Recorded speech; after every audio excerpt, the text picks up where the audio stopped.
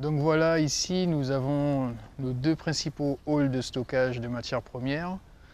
Donc cette matière première nous vient du Venezuela principalement. Donc est composée donc, de clinker et de gypse. Donc la quantité à peu près mensuelle de 7 à 8 000 tonnes de clinker et environ 2 000 tonnes pour le gypse. Donc voilà, ici nous avons un tas de clinker avec environ, il y a à peu près 400 tonnes, 500 tonnes. Donc au niveau de la production, ça dure 2-3 jours à tout casser. Donc à savoir que le clinker, c'est la matière principale pour la production, la fabrication du ciment. Ça nous arrive donc du quai de déchargement qui se situe à 400 mètres plus loin sur la rivière du Mayuri. C'est un bateau qui arrive une fois par mois et qui décharge donc sa matière dans une trémie vibrante qui ensuite est acheminée sur un convoyeur de 400 mètres de long. Cette matière arrive ici, jetée sur les transporteurs selon la sélection du hall. Une fois que cette matière est arrivée dans les halls de stockage, nous allons procéder à la reprise matière qui va permettre d'alimenter nos silos de matières premières. Donc cette reprise matière première est un système assez simple d'une trémie vibrante qui récupère, donc avec une chargeuse à godet, récupère la matière, l'envoie sur le convoyeur qui lui part alimenter nos silos de matières premières. Donc nous avons 3 matières premières à gérer, le clinker, le gypse et l'ajout secondaire qui peut être du filaire. Vous pouvez apercevoir un deuxième tas de clinker d'une quantité d'environ 10 000 tonnes.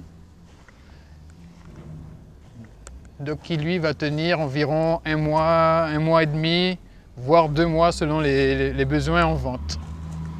On a 2 hangars de stockage donc, qui peuvent gérer tous les deux 10 000 tonnes. Donc selon la disponibilité des halls, on le met soit par là, soit de l'autre côté.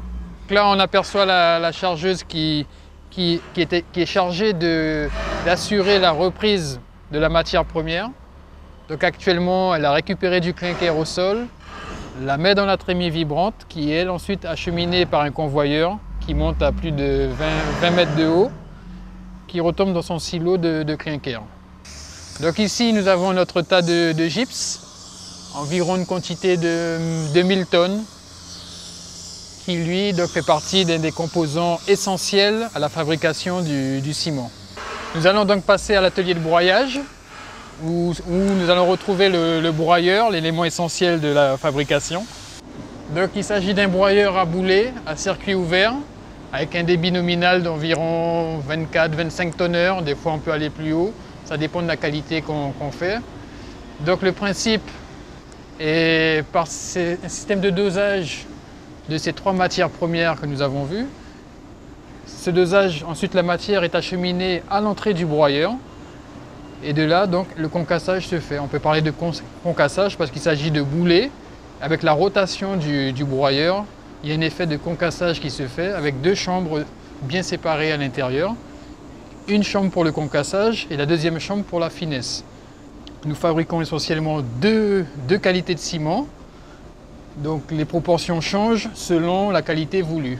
Au-dessus de nous, nous avons les 3 silos de matières premières, donc le clinker, l'élément essentiel, donc le clinker qui a environ 80-90% du composant. Le gypse qui se trouve vers le fond, lui, à raison de 4-4,5%.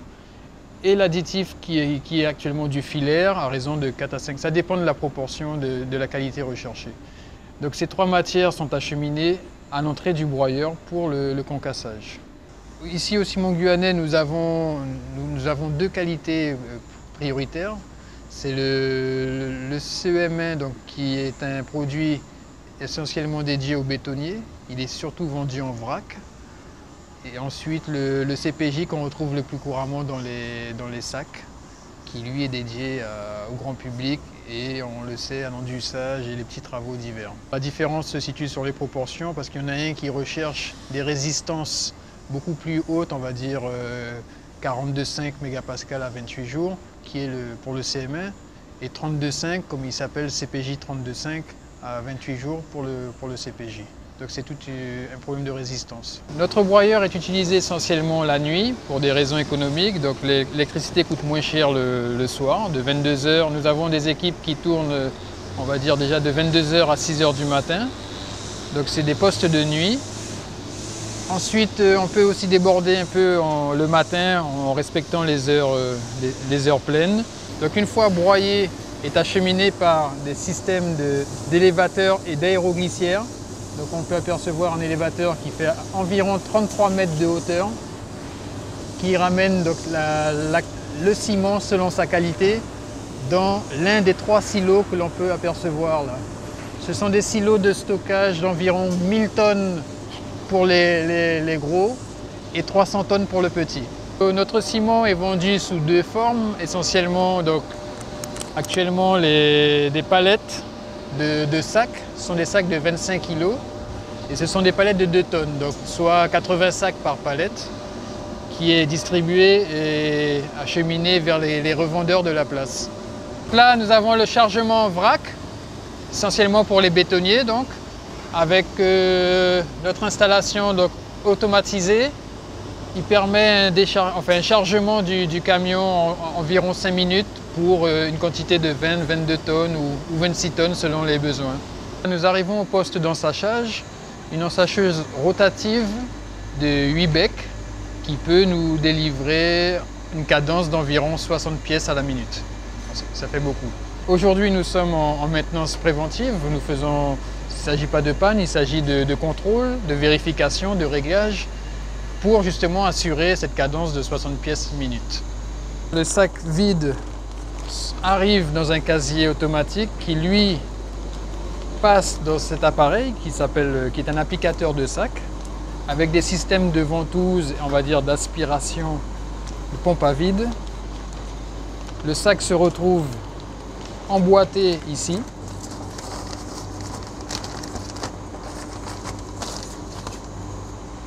L'ensacheuse étant rotative, le sac est propulsé à l'intérieur du bec une fois qu'il est en face. Donc le sac est plutôt poincé de ce genre-là et rentre dans le bec. L'ensacheuse continue son tour. Le bec, lui, se met en mouvement, commence à remplir le sac. Normalement, un tour après, on a atteint les 25 kg, car il s'agit de sacs de 25 kg. Ce sac, une fois plein, est éjecté sur le convoyeur qui se trouve à l'arrière. Il arrive par ici sur des convoyeurs, toujours.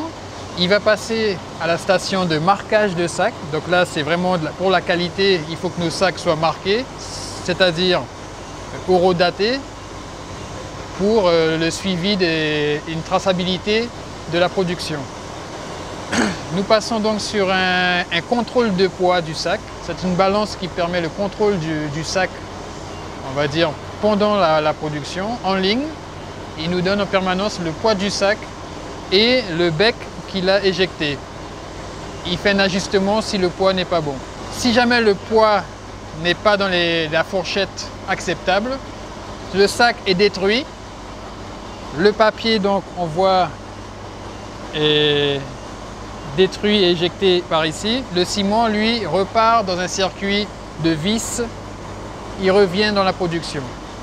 Le sac, une fois accepté, continue son chemin sur toujours des convoyeurs et on arrive à la station de palettisation. Le palettiseur, lui, il a à peu près la même cadence, il suit l'ensacheuse. Les sacs arrivent et vont former des canevas, donc des dispositions de sacs dans un sens ou dans l'autre pour former à terme une palette donc de 80 sacs avec des sacs qui ont différentes dispositions. Donc le sac aura à certains moments tendance à rester dans sa position, d'autres moments à basculer, le tout pour former des canevas. Une fois la palette terminée, elle est envoyée vers le poste de houssage. Donc le poste de houssage, c'est tout simplement recouvrir la palette par un système de housse étirable, venir enrober la palette pour permettre et garantir la stabilité de la palette lors du transport. Donc voilà le cariste qui est donc affecté au chargement des camions. Donc ce sont des palettes qui font au bout du compte 2 tonnes hein, quand même. Donc vous voyez, il va falloir garantir la stabilité des palettes grâce justement à ce principe de houssage. Il ne faut pas que le sac se retrouve par terre. Donc nous voilà donc dans le hall de stockage. Aussi bien on y stocke des palettes de ciment pleines, c'est-à-dire de 2 tonnes. Nous stockons aussi ici des palettes de sacs vides. Et bon, concernant la sacherie, on a donc sur 2 produits, on peut faire 4 ensachages différents. L'ensachage traditionnel pour le CPJ, l'ensachage traditionnel pour le CEME. Et après, on a aussi les sacs qui sont très étanches, qu'on appelle des sacs pirogues. Pour les 2 qualités, on a aussi ce produit-là pour les gens qui ont besoin de ciment dans les communes éloignées et qui passent par pirogue, du genre Maripasoula, Camopi. Donc nos sacs sont des sacs de 25 kg. À savoir qu'il y a 4-5 ans en arrière, nous avions des sacs de 50 kg. Donc on a un peu anticipé sur la réglementation puisque légalement c'est 35 kg. Mais nous sommes passés directement à 25 kg, on le sait tous, pour les problèmes de dos et forcément pour arranger on va dire l'utilisateur final qui est le maçon ou nous-mêmes. Là nous sommes actuellement en salle de contrôle d'où nous pouvons piloter toute l'usine avec des ordinateurs, avec un logiciel de supervision. Donc on retrouve la partie des chargements qui se trouve elle à 400 mètres, visualisée sur cet écran. Donc le bateau se met ici, décharge sa matière, un convoyeur de 400 mètres avec une sélection de l'endroit, du hall et de la matière voulue. Donc voilà, tout ça c'est quand même surveillé, automatisé et contrôlé.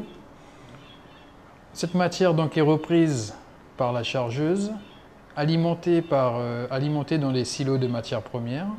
Actuellement, on peut voir que notre silo de clinker a environ 265 tonnes. Notre gypse, bon, on a un petit souci de mesure. Le silo de l'ajout à 59 tonnes. Donc, cette matière première ensuite passe sur un système de dosage, arrive à l'entrée broyeur, qui ensuite, une fois broyé, est acheminé par le système d'aéroglissière d'élévateur, 33 mètres de haut, vers 3 silos de produits finis, selon la qualité fabriquée. Donc on peut retrouver tous les processus industriels de surveillance sur les températures, les pressions, des hauteurs, des intensités,